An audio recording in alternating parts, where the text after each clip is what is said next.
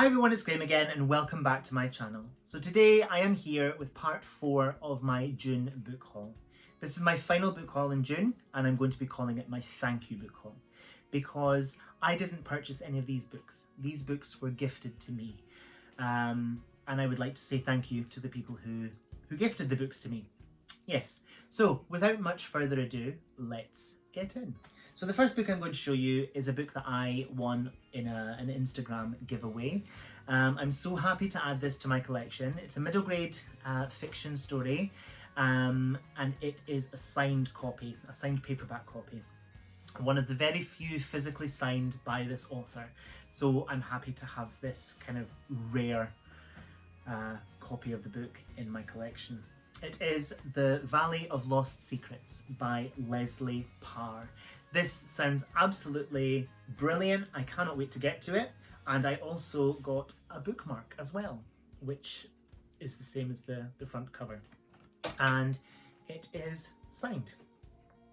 And it says, "For Graham, happy reading, Lesley Parr." I'm so happy. This is just so lovely. Thank you so much. September 1939. When Jimmy is evacuated to a small village in Wales, it couldn't be more different from London. Green, quiet and full of strangers, he instantly feels out of place. But then he finds a skull hidden in a tree, and suddenly the valley is more frightening than the war. Who can Jimmy trust? His brother is too little. His best friend has changed. Finding an ally in someone he never expects, they set out together to uncover the secrets that lie with the skull. What they discover will change Jimmy and the village forever. A mesmerising mystery about bravery and brotherhood from an outstanding new voice. I cannot wait to get to this because it just sounds so up my street.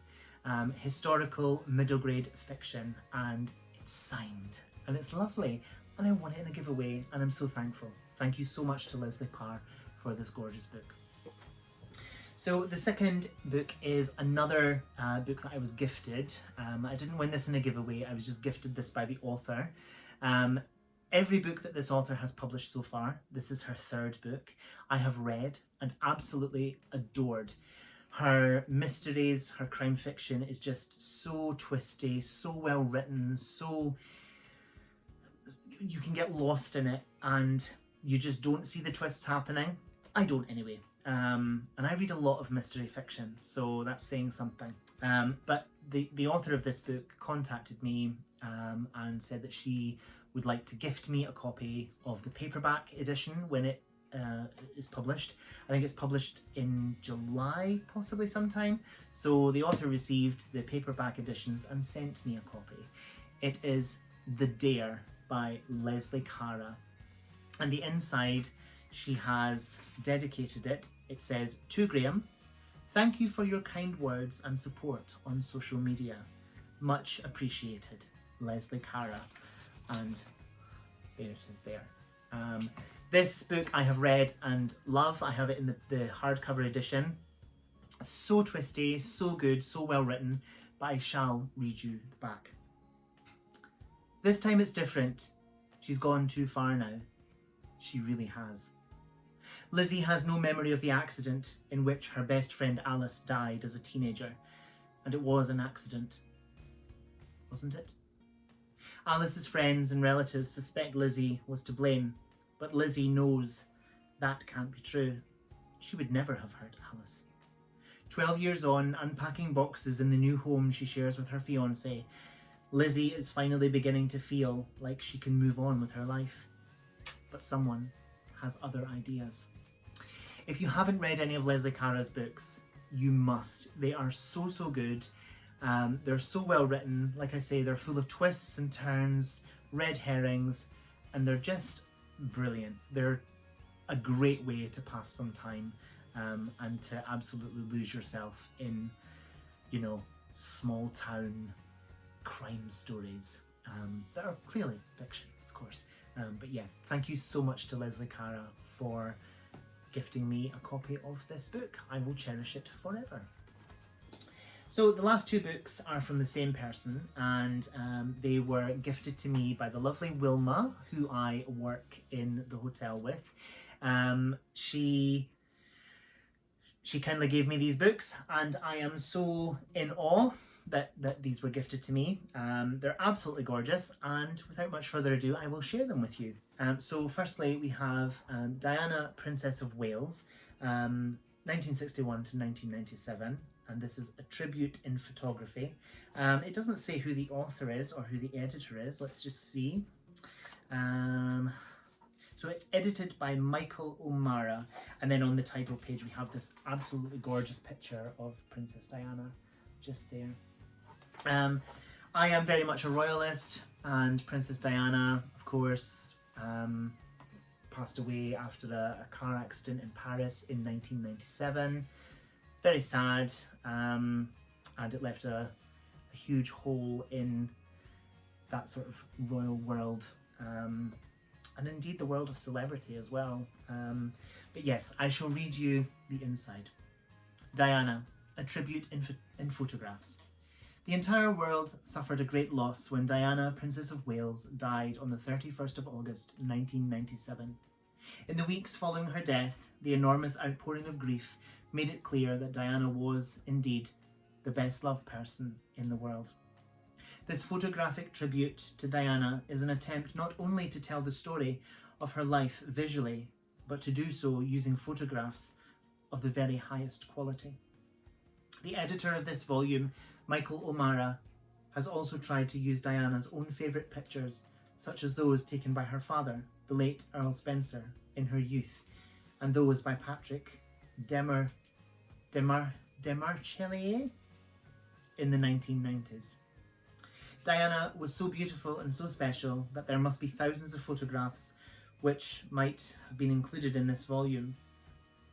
The editor hopes, however, that the approximately 200 selected for this tribute serve best to represent the brightest star which has shone in our time. And some of the photos, well, in fact, all of the photos are gorgeous, and I've just opened the book at two really, really beautiful ones. I mean, Princess Diana, she was just indeed the people's princess. And then of course on the back is her with a child, and she's wearing a British Red Cross badge, clearly for her charity work that she did, and so many charities that she worked tirelessly for. A massive loss to the world. And yes, thank you so much, Wilma. The second book that Wilma gave me, again, thank you, Wilma, is this lovely big heavy monster of a book. It is Titanic, an illustrated history. Text by Don Lynch, paintings by Ken Marschall, introduction by Robert D. Ballard. So Robert D. Ballard is the man who found Titanic in 1985. Don Lynch and Ken Marschall are Titanic historians. They worked with James Cameron on the making of the 1997 Titanic movie, which starred Leonardo DiCaprio and Kate Winslet, and was directed by James Cameron. Did I already say that? I must have done. Anyway, it's late at night and I'm tired, so yes. But anyway, this book is glorious. I shall read you the inside. There is quite a lot to get through. A huge ocean liner, its lights blazing, its band playing, is slowly sinking in a calm sea. To most people, this image evokes one name alone, the Titanic. 80 years after this great maritime disaster, the haunting saga of the Titanic continues to fascinate the world. Now, in one splendidly illustrated volume, the complete story of the giant luxury liner that sank on its maiden voyage in April of 1912 is recreated as never before. Through dozens of full-colour, stunningly accurate paintings and illustrations by Titanic artist Ken Marschall, readers can actually experience what it was like to sail on history's most famous ship. From the sight of water crashing through the glass-domed roof of the first-class staircase, to a view of an underwater robot exploring the remains of the staircase 7 decades later. Each of the original Marschall paintings displayed here has a breathtaking impact. Historian Don Lynch, the foremost expert on the people aboard the Titanic, has compiled a text filled with enthralling new information about the crew, the passengers, and the ship itself. Encyclopedic in scope, this volume is an invaluable sourcebook of Titanic lore. Fascinating special features discuss issues ranging from the fate of the dogs on the Titanic to the controversy surrounding whether Captain Lord of the Californian, whose ship was in the area on the night of the disaster, has been unjustly vilified for not coming to the rescue. The pages of Titanic and Illustrated History also display hundreds of archival photos, paintings and illustrations, many of them published here for the first time. Authors Lynch and Marschall have also located and photographed fittings and fixtures from the Titanic's nearly identical sister ship, the Olympic, and can thus reveal the Edwardian splendour of the ship's interiors in colourful visual spreads. The book's showpiece is without doubt its 3-page fold-out, which reveals an original cutaway diagram of the Titanic. In this remarkable full-colour illustration created by Ken Marschall expressly for this book, the Titanic's hull is opened up to reveal the layout of her public rooms and staterooms in accurate detail. With all the splendour and pathos of the night that will never be forgotten, here is the complete Titanic, for the first conception to final repose on the ocean floor, compellingly recalled in one handsome volume. I messed up a couple of times there, but we got there eventually. So let's have a look at this fold-out page, shall we? If I can find it. Okay, this book is huge. Whereabouts is this foldy-out thing? Is this it? Is this it? Is it? No. Oh no, I can't find it. It's bound to be somewhere. I literally cannot find it. Where is it? No. Can't find it. Come on, where are you?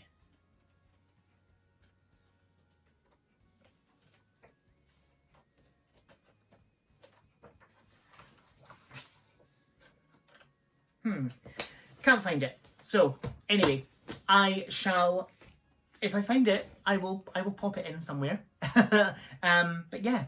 So this is future editing, Graham. I eventually found the page that you can fold out that shows you all the detail of the Titanic's cutaway hull in the book that Wilma gifted me. So you have all the numbers corresponding to the cut-out parts of the hull here, and all the places on the ship that it shows you. It's quite incredible that all these things existed on this ship, which at the time was the biggest ship on the planet. It was the biggest ship that the hand of man had ever built. But there are pictures nowadays that show you Titanic side by side with our modern day cruise liners, and Titanic is basically a bathtub boat in comparison with these huge ships. But this is really the last sort of vestige of the sort of, you know, that golden era of ocean travel. And yeah, it's exciting. It's cool. Anyway, back to the Graham that was before. That has been my part 4 of my June book haul, my thank you book haul. Thank you to all the lovely people who gifted me these incredible books. I'm so happy to have them in my collection. And I'm so thankful that you thought to gift them to me. It means so much. So yeah, whatever you're doing, I hope you have so much fun doing it. Whatever you're reading, I hope you love it. Stay fabulous, be amazing, be yourself, stay safe, and I'll see you again soon for another video. Bye bye.